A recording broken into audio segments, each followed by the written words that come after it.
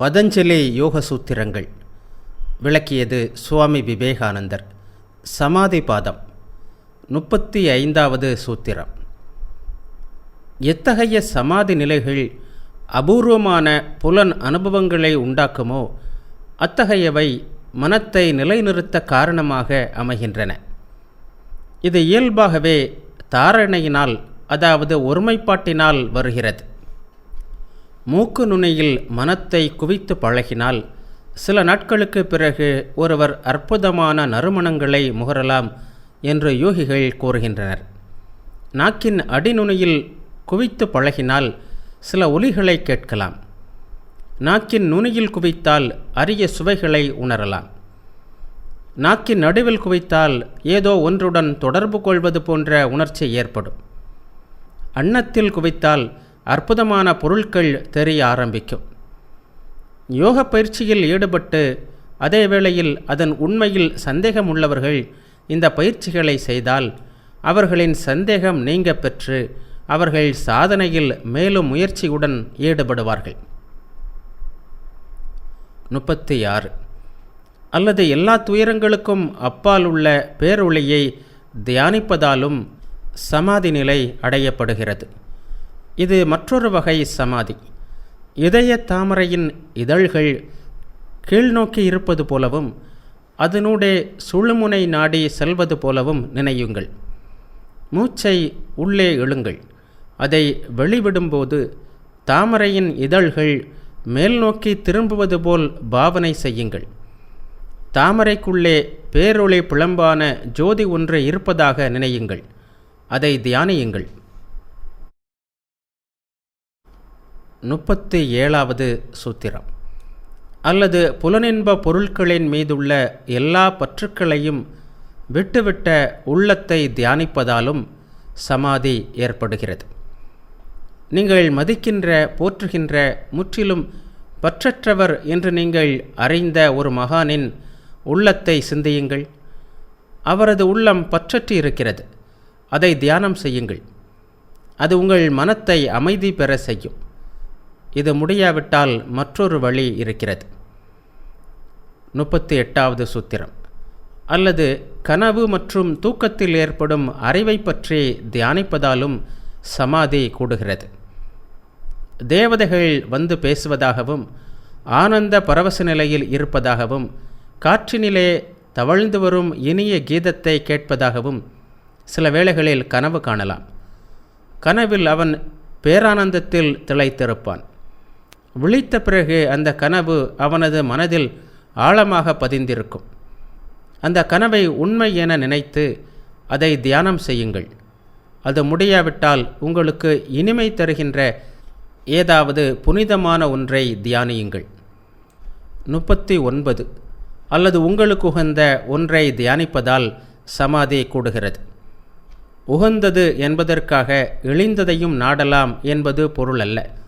உங்களுக்கு உகந்த ஆனால் நல்ல பொருள், நீங்கள் மிகவும் விரும்புகின்ற இடம், உங்களை மிகவும் கவர்ந்த இயற்கை காட்சி, உங்களை மிகவும் பாதித்த கருத்து அல்லது மனம் குவிவதற்கான ஏதாவது நல்ல ஒன்றை தியானியுங்கள். 40வது சூத்திரம். இப்படி தியானிக்கும் யோகியின் மனத்திற்கு அணு முதல் அண்டம் வரை அனைத்தின் மீதும் தடையற்ற ஆதிக்கம் ஏற்படுகிறது.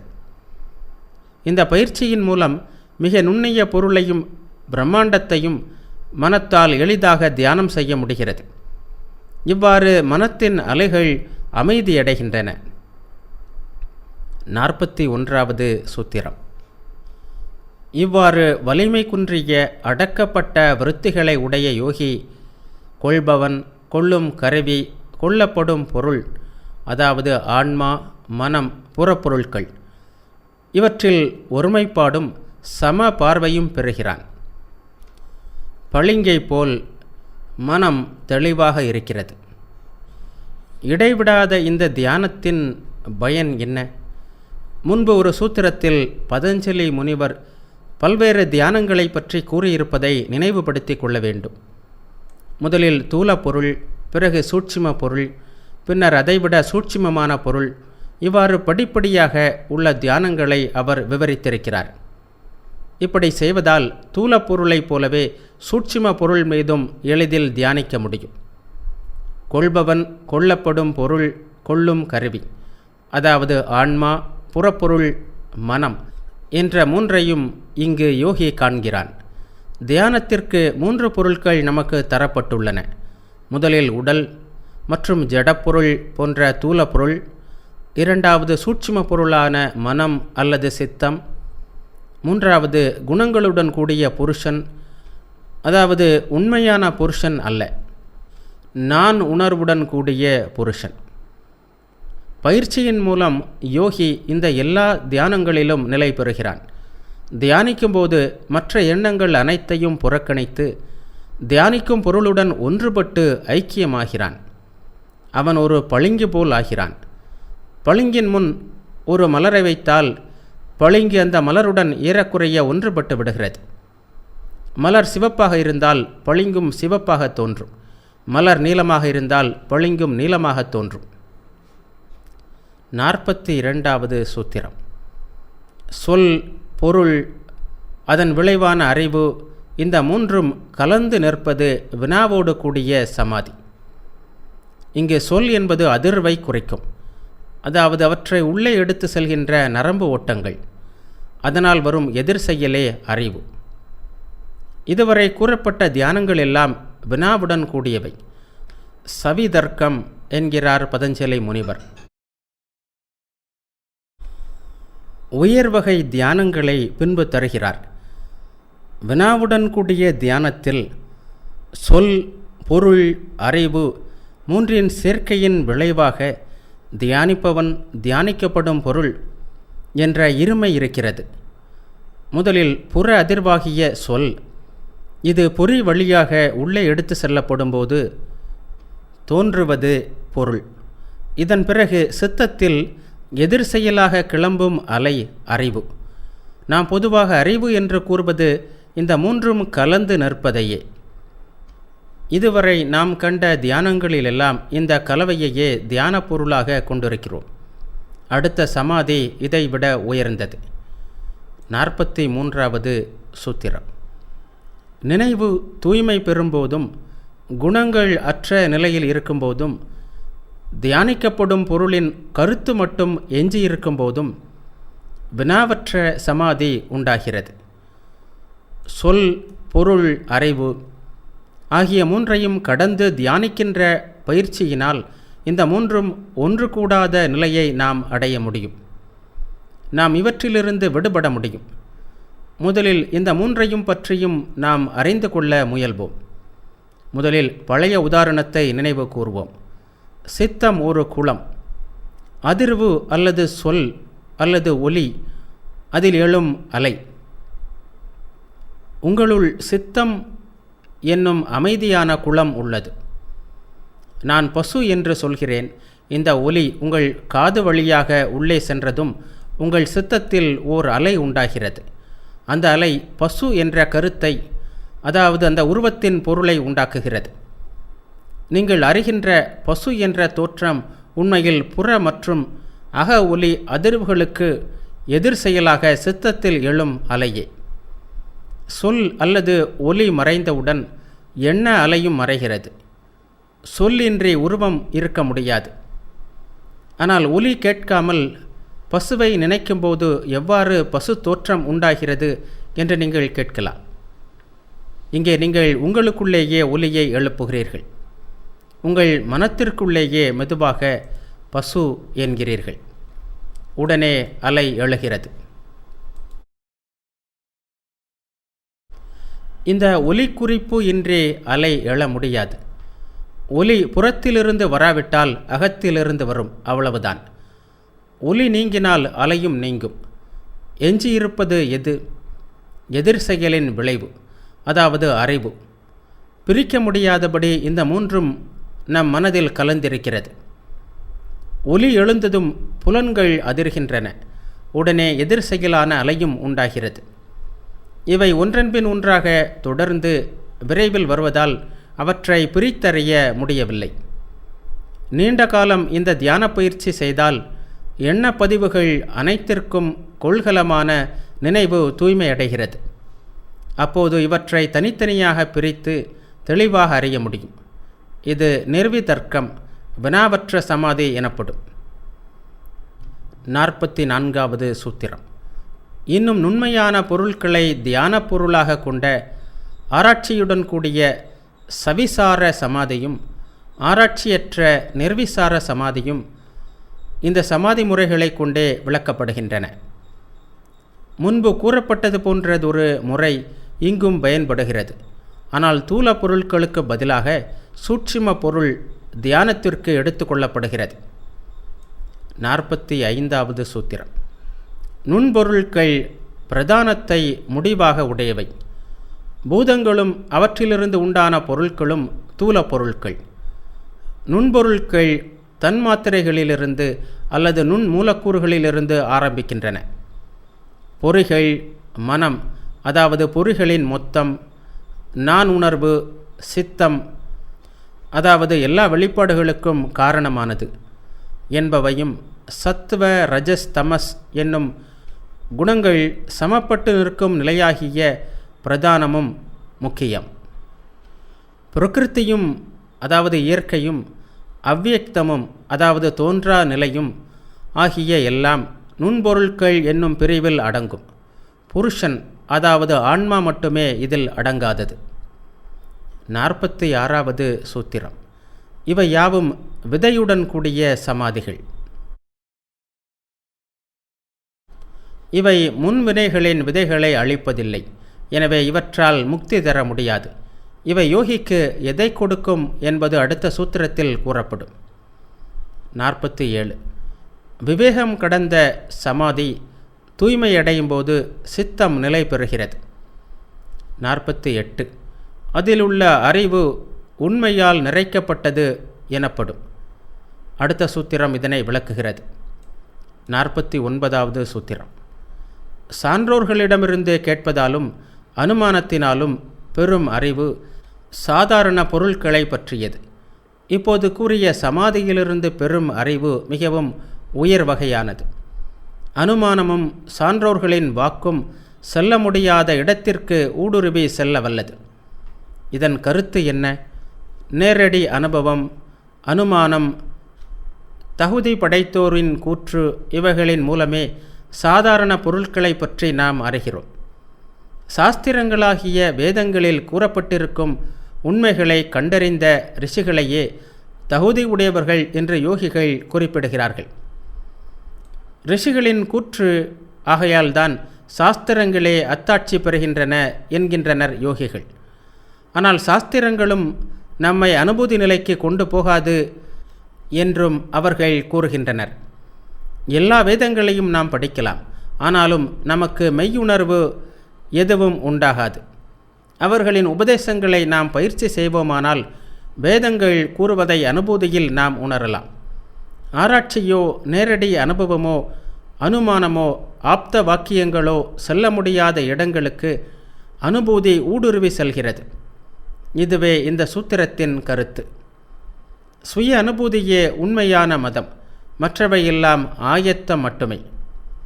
சொற்பொழிவுகளை கேட்பது, சாஸ்திரங்களை படிப்பது, ஆராய்ச்சி செய்வது இவையெல்லாம் நம்மை ஆயத்தப்படுத்துவதற்கு மட்டுமே. இவையெல்லாம் மதம் அல்ல.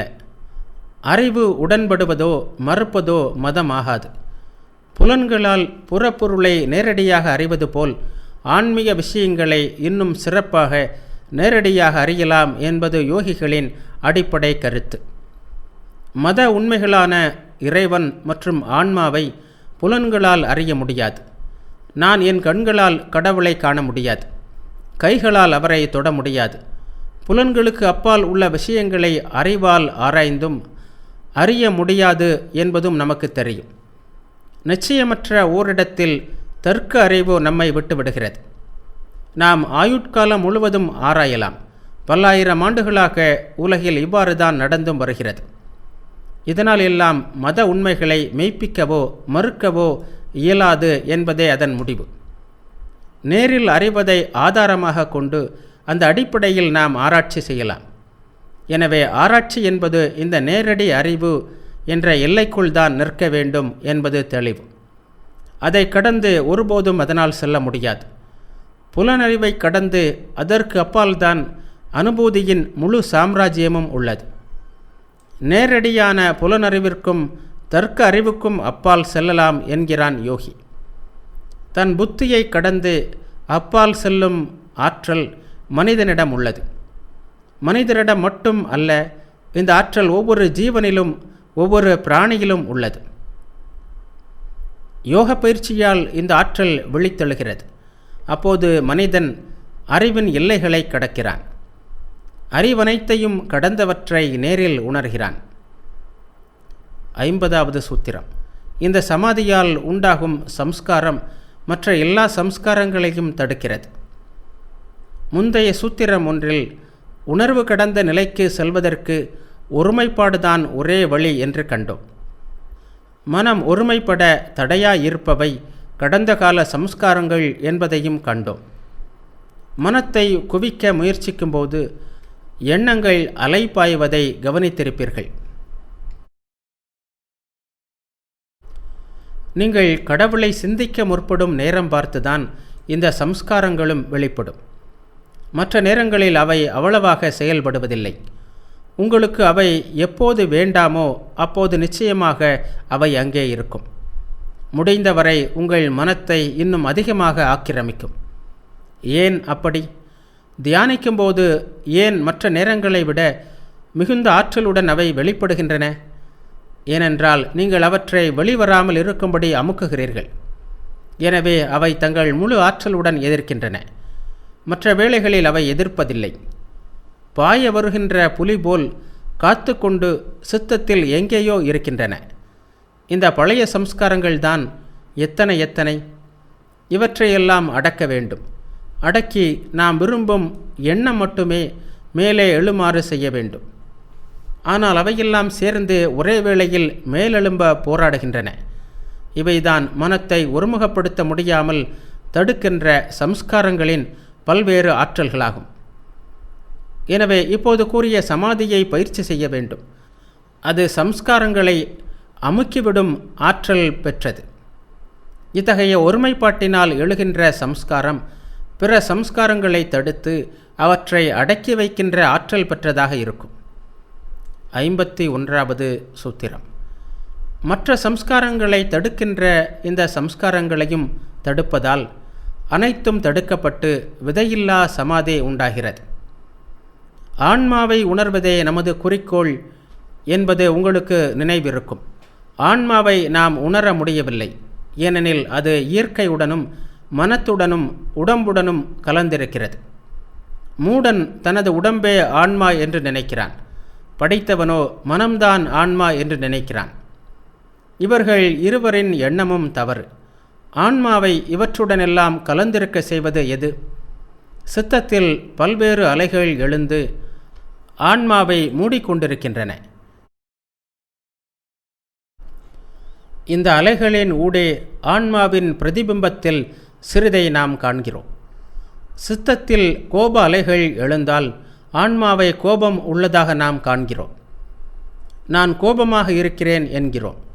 அன்பின் அலையாக இருந்தால் அந்த அலையில் நாம் பிரதிபலிப்பதை பார்த்துவிட்டு நாம் அன்பாக இருப்பதாக சொல்கிறோம்.